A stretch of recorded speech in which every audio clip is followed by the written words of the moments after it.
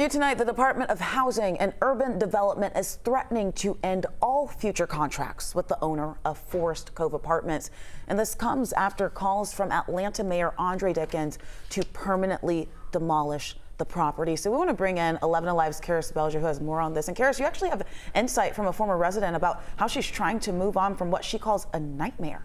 Yes, I spoke with Madrika Gray. She tells me she lived at the Forest Cove Apartments for nearly 12 years. She dealt with mold, among other things, but it wasn't until she moved into a home in Lithonia that she could finally plan for her and her family's future.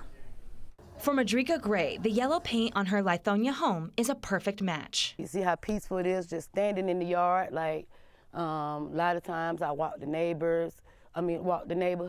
A stark contrast, she says, to the Forest Cove Apartments she called home for more than a decade. You get stereotyped just for having that address, like on your IDs, like for jobs, for like deliveries, just taking something as simple as wanting a DoorDash delivered. The problems, she says, persisted for years.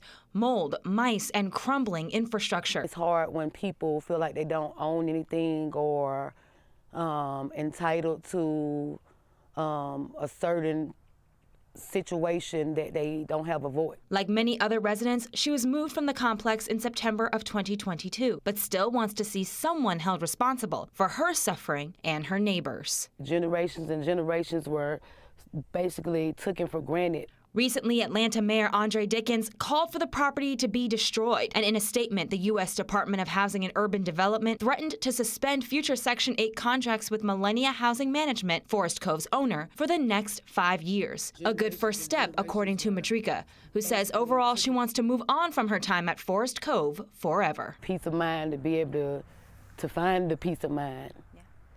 So that's the big.